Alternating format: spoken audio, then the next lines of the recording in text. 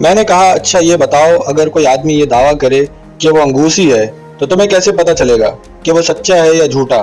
Infadoos بولا یہ بہت آسانی سے معلوم کر سکتے ہیں، ہمارا دستور ہے کہ جس لڑکے کو بادشاہ بننا ہو ہم اس کی کمر پر گوت کر اژدہا بنا دیتے ہیں۔ جو آدمی انگوسی ہونے کا دعویٰ کرے گا ہم اس کی کمر دیکھیں گے، اگر اس کی کمر پر اژدہا ہوا تو وہ سچا ہے ورنہ جھوٹا۔ باتوں باتوں میں راستہ کٹ گیا اور شام کے وقت ہم ایک گاؤں کے قریب جا پہنچے۔ انفادوس نے اپنے ایک آدمی کو ہمارے آنے کی خبر دینے کے لیے دوڑا دیا۔ جب ہم گاؤں سے کچھ دور رہ گئے تو ہمیں فوج کے کئی دستے نظر آئے جو ایک کھلے میدان میں جمع ہو رہے تھے۔ ہر دستے میں کوئی 200-300 سپاہی تھے۔ ہمارے قریب پہنچتے پہنچتے میدان میں 12 دستے جمع ہو گئے۔ انفادوس نے ہمیں بتایا کہ وہ سلامی دینے آئے ہیں۔ ان کے لمبے لمبے نیزے شام کی سنہری دھوپ میں چمک رہے تھے۔ جب ہم نے ان سپاہیوں کو قریب سے دیکھا تو دنگ رہ گئے۔ اتنے تندرست اور ہٹے کٹے جوان میں نے پہلے نہیں دیکھے تھے۔ ان میں سے کسی کا بھی قد 6 فٹ سے کم نہ تھا۔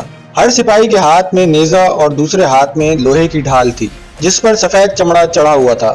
ہم ان کے پاس گئے تو انہوں نے نیزے ہلائے اور کوم کوم کہہ کر ہمیں سلامی دی۔ پھر وہ ہمارے دائیں بائیں چلنے لگے۔ ان کے پیروں کی دھمک سے زمین کانپ رہی تھی۔ گاؤں کے ارد گرد بڑے بڑے لٹھوں کا مضبوط احاطہ بنا ہوا تھا اور سامنے کی طرف ایک بڑا سا پھاٹک تھا۔ ہم پھاٹک میں داخل ہو گئے۔ گاؤں بہت خوبصورت اور صاف ستھرا تھا۔ کچے مکانوں اور جھوپڑیوں پر چھپر پڑے ہوئے تھے اور ہر مکان کے آگے چھوٹا سا برآمدہ تھا۔ ہمیں دیکھنے کے لیے لوگوں کے ٹھٹ لگ گئے۔ تماشائیوں میں زیادہ تعداد عورتوں اور بچوں کی تھی۔ وہ گٹ کی سفید ٹانگیں دیکھ کر بہت حیران ہوئے۔ ہمیں ایک بڑے سے کچے مکان میں ٹھہرایا گیا۔ انفادوس نے کہا اے ستارے والوں، ہم نے گاؤں کی سب سے اچھی جگہ آپ کے لیے چنی ہے۔ اب آپ آرام فرمائیے، کچھ دیر میں آپ کے لیے کھانے پینے کا انتظام ہو جائے گا۔ مکان کے اندر کھالوں کے بستر بچھائے گئے تھے اور نہانے دھونے کے لیے پانی موجود تھا۔ تھوڑی دیر میں کچھ عورتیں مٹکیوں میں دودھ، مرتبانوں میں شہد، بھنے ہوئے بھٹے لے کر آئیں۔ ہمارے لیے ایک گائے بھی ذبح کی گئی۔ جب گوشت پک کر تیار ہو گیا تو ہم نے انفادوس اور سچراغا کو بلا بھیجا اور سب نے مل کر خوب دعوت اڑائی۔ انفادوس تو ہمارے ساتھ گھل مل گیا تھا لیکن بادشاہ کا بیٹا سچراغا کچھ کھچا سا تھا۔ باتوں باتوں میں نے انفادوس سے دریافت کیا کہ ہم یہاں سے کب روانہ ہوں گے۔ انفادوس بولا ہم کل صبح سویرے چل دیں گے۔ میں نے بادشاہ طوالا کے پاس اپنے کئی آدمی بھیج دیے ہیں تاکہ اسے آپ لوگوں کی آمد کی خبر ہو جائے۔ اس نے یہ بھی بتایا کہ ان کے ملک کی سب سے بڑے شہر کا نام لو ہے اور طوالا وہیں رہتا ہے، اور یہ کہ کچھ دنوں بعد ککوانوں کا سب سے بڑا تہوار آنے والا ہے۔ اس موقع پر طوالا اپنی ساری فوج کا معائنہ کرے گا اور سلامی لے گا۔ پریڈ میں حصہ لینے کے لیے ملک بھر سے سپاہی لو جا رہے ہیں۔ اسی تہوار کے دوران میں گاگول جادوگرنی بادشاہ کے دشمنوں کا کھوج لگائے گی۔ چونکہ ہمیں صبح صبح روانہ ہونا تھا اس لیے ہم نے سونے کی تیاری کرنا شروع کر دی۔ انفادوس اور سچراغا رخصت ہو گئے تو ہم تھکے ہارے تو تھے ہی، فوراً پڑھ کر سو گئے اور صبح بالکل تازہ دم ہو کر اٹھے۔ لو پہنچنے میں ہمیں 2 دن لگے۔ اتنا سرسبز علاقہ میں نے کبھی نہیں دیکھا تھا۔ راستے میں ہمیں ہزاروں سپاہی ملے جو تہوار میں شریک ہونے لو جا رہے تھے۔ دوسرے دن شام کو راستے میں ایک اونچی پہاڑی آئی۔ انفادوس نے کہا اس کی دوسری طرف لو ہے۔ پہاڑی کی چوٹی پر پہنچ کر ہم نے سامنے دیکھا تو ایک بہت بڑا شہر نظر آیا جو کم از کم 5 میل میں پھیلا ہوا تھا۔ شہر کے شمال میں 2 میل کے فاصلے پر چمٹے کی شکل کی ایک پہاڑی تھی، اس کا ذکر آگے آئے گا۔ شمال ہی میں آگے 3 برف کے ڈھکے ہوئے اونچے پہاڑ کھڑے تھے۔ انفادوس نے ان پہاڑوں کی طرف اشارہ کر کے کہا یہ سڑک ان پہاڑوں کے دامن میں پہنچ کر ختم ہو جاتی ہے، اس کی کیا وجہ ہے؟ میں نے پوچھا مجھے کیا معلوم جناب۔ انفادوس بولا اب پہاڑوں میں بہت سے غار ہیں اور بیچ میں ایک بہت بڑا تہخانہ ہے، اس کی لمبائی چوڑائی کا کسی کو علم نہیں۔ اس تہخانے میں ہمارے بادشاہ دفن کیے جاتے ہیں۔ انفادوس ذرا ادھر ادھر ہوا تو میں نے سر ہنری اور گٹ سے کہا سلیمانی خزانہ ان سامنے کے پہاڑوں میں ہی کہیں ہے۔ امبوپا ہمارے پاس ہی کھڑا تھا، وہ فوراً بولا ہاں وہاں ہیروں کے ڈھیر لگے ہیں، ہمارے لیے تو وہ کنکر پتھر سے زیادہ حیثیت نہیں رکھتے، البتہ تم گورے لوگ ان کی خاطر جان دینے کے لیے تیار ہو جاتے ہو۔ میں نے پوچھا تمہیں ان باتوں کا کیسے پتہ چلا؟ امبوپا ہنسا اور کہنے لگا کہ رات کو میں نے خواب دیکھا تھا۔ سر ہنری نے کہا اس آدمی کو کوئی خاص بات معلوم ہے اور یہ ہم سے چھپانا چاہتا ہے۔ ہاں کوارٹرمین یہ تو بتاؤ کہ میرے بھائی کا بھی کچھ پتہ چلا؟ میں نے کہا نہیں، امبوپا نے بھی اس سلسلے میں کافی پوچھ گچھ کی ہے لیکن کامیابی نہیں ہوئی۔ کچھ دیر سستانے کے بعد ہم لو میں داخل ہو گئے۔ ہمیں ایک صاف ستھرے اور بڑے جھونپڑے میں ٹھہرایا گیا۔ کھا پی کر ہم نے لمبی تانی اور صبح تک سوتے رہے۔ صبح ناشتے پر ہمیں طوالا کا پیغام ملا کہ ہم سے ملنا چاہتا ہے۔ ہم نے بڑی بے پرواہی سے جواب دیا ابھی ہمارا ملنے کو جی نہیں چاہ رہا۔ ہم دراصل یہ ظاہر کرنا چاہتے تھے کہ ہمارے نزدیک بادشاہ کی کوئی اہمیت نہیں۔ جب خوب دن چڑھ گیا تو ہم نے اپنی رائفلیں اٹھائیں اور انفادوس سے کہا کہ اب ہمیں اپنے بادشاہ کے پاس لے چلو۔ وہ ہمیں ایک بہت بڑے میدان میں لے گیا جس کے چاروں طرف باڑ لگی ہوئی تھی اور ایک سرے پر بڑا مکان بنا ہوا تھا۔ पता चला कि ये बादशाह का डेरा है। शाही मकान से कुछ दूर चंद स्टूल रखे थे, हम उन पर बैठ गए। अंबुपा हमारे पीछे राइफल लेकर खड़ा हो गया। हमारे आने की देर थी कि मैदान फौज से भरना शुरू हो गया और देखते ही देखते वहां हजारों सिपाही जमा हो गए। यकायक झोंपड़े का दरवाजा खुला और एक मोटा ताजा आदमी झूमता झामता बाहर आया।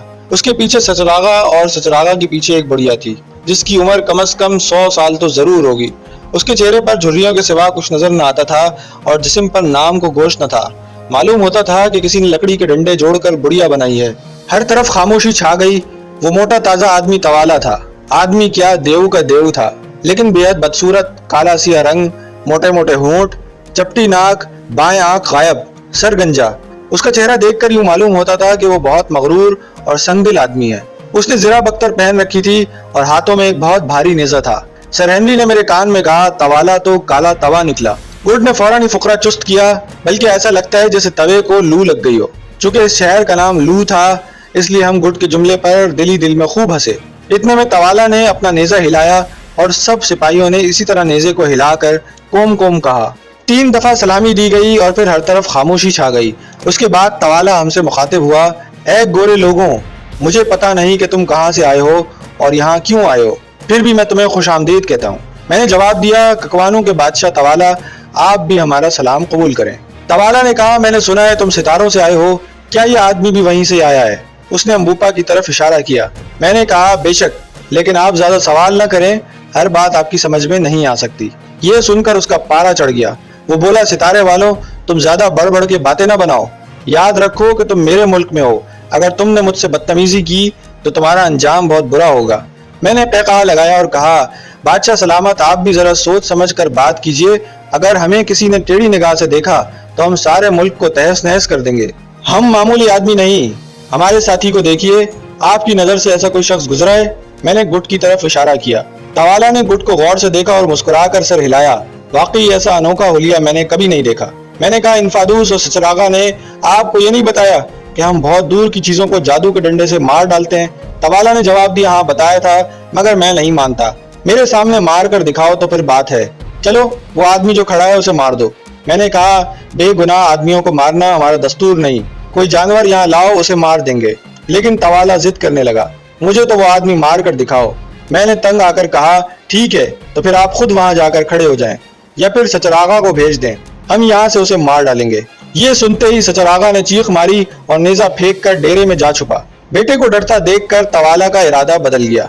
उसने हुक्म दिया कि एक बैल सामने लाया जाए। मैंने सर हेनरी से कहा, इस बार आप गोली चलाइएगा। अगर हर बार मैंने ही फायर किया तो ये समझेंगे कि शायद मेरे सिवा कोई और राइफल नहीं चला सकता। बैल मैदान में छोड़ दिया गया और सर हेनरी ने ताक कर ऐसा फायर किया कि वो ढेर हो गया। सब लोग हैरान होकर मुर्दा बैल को देखने लगे। मैंने तवाला से पूछा, कहिए बादशाह सलामत, अब आपको यकीन आया? तवाला ने सहमी हुई आवाज में जवाब दिया, हाँ तुम ठीक कहते हो। मैंने कहा, अब आपको अंदाजा हो गया होगा कि हमारे पास जादू के हथियार हैं, लेकिन मैं आपको यकीन दिलाना चाहता हूँ कि हम आपसे लड़ने नहीं आए। हम पुरअमन लोग हैं। अगर तुम लोग हमारे साथ भलाई करोगे तो हम भी किसी को नुकसान नहीं पहुंचाएंगे। तवाला कुछ कहने ही वाला था कि बुढ़िया चारों हाथों पैरों पर चलती हुई हमारे सामने आ खड़ी हुई। उसकी शक्ल सूरत इतनी हौलनाक थी कि हमारे तो होश उड़ गए। उसका जर्द झुर्रियों से भरा चेहरा साल भर के बच्चे के बराबर था। भवें बिल्कुल सफेद, सर गंजा था। उसने बहुत बारीक और तेज आवाज में बोलना शुरू किया, ए बादशाह सुन, ए सिपाहियों सुनो, दरियाओं, पहाड़ों, चांद, सितारों, आंधियों, बारिशों, मर्दों, औरतों, सुनो सुनो, मेरी आंखें मुस्तकबिल को देख रही हैं। मेरी पेशन गोई कान खोल कर सुन लो। उसकी बातें ऐसी थी कि सुनकर दिल कांप उठता था। वो चंद लम्हे रुक कर दोबारा चीखी, खून खून खून, खून की नदियां, खून के दरिया, खून से लाल जमीन, खून की बारिश, अजनबी कदमों की चाप, कदमों की चाप, गोरे लोग दूर से चलकर यहाँ आ रहे हैं। अब खून बहेगा, शेर खून पिएंगे, गिद्ध खून में नहाएंगे। मैंने बहुत खून रेजी देखी है और मरने से पहले खून रेजी देखूंगी। मुझे गुजरे हुए और आने वाले वाकयात का पूरा इल्म है। उसके बाद उसने हमसे कहा, ऐ सितारे के गोरे लोगों, तुम यहाँ क्या लेने आए हो? क्या तुम्हें किसी खोए हुए साथी की तलाश है? तुम्हारा साथी यहाँ नहीं आया, वो तुम्हें यहाँ नहीं मिल सकता। इस मुल्क में सदियों से कोई गोरा आदमी नहीं आया। मैं समझ गई तुम चमकीले पत्थर लेने आए हो, मगर पहले खून बहेगा, फिर तुम्हें पत्थर मिलेंगे, समझे? मेरी बात पत्थर की लकीर है। मगर ये लंबा तड़ंगा सांवला जवान तुम्हारे साथ क्यों आया है? उसे क्या चाहिए? उसे न पत्थर की तलब है, न सोने की इच्छा। میں نے دیکھ لیا، اس کے جسم سے تو خون کی بو آ رہی ہے، اس کے کپڑے۔ بڑھیا کا جملہ ادھورا رہ گیا، وہ زمین پر گر کر تڑپنے لگی اور ایڑیاں رگڑنے لگی، اس کے منہ سے جھاگ بہنے لگے۔ لوگ اسے اٹھا کر ڈیرے میں لے گئے۔ توالا کانپ رہا تھا، اس نے اٹھ کر ہاتھ ہلایا، ذرا سی دیر میں سارا میدان خالی ہو گیا۔ توالا جانے کے لیے مڑا، پھر کچھ سوچ کر رکا اور بولا، گورے لوگوں، میرا دل چاہتا ہے تمہیں مار ڈالوں۔ گاگول نے آج عجیب بات کی ہے، اس بارے میں تمہیں کیا کہنا ہے؟ میں ہنسا اور کہنے لگا، بادشاہ سلامت، جلد بازی سے کام نہ لیجیے، ہماری جان لینا بچوں کا کھیل نہیں، اگر آپ نے ہمیں نقصان پہنچانے کی کوشش کی تو آپ کا بھی وہی حشر ہوگا جو بیل کا ہوا ہے۔ توالا کی پیشانی پر بل پڑ گئے۔ بادشاہوں کو ایسی دھمکی دینا اچھی بات نہیں، دھمکی تو پہلے آپ نے دی تھی۔ اچھا جاؤ، توالا بولا، آج رات ناچ ہوگا، تم ضرور دیکھنا، میں کل اس بارے میں سوچوں گا کہ تمہارے ساتھ کیا سلوک کرنا چاہیے۔ یہ کہہ کر توالا اپنے ڈیرے میں چلا گیا۔ ہم نے انفادوس کے ساتھ اپنے جھونپڑے کا راستہ لیا۔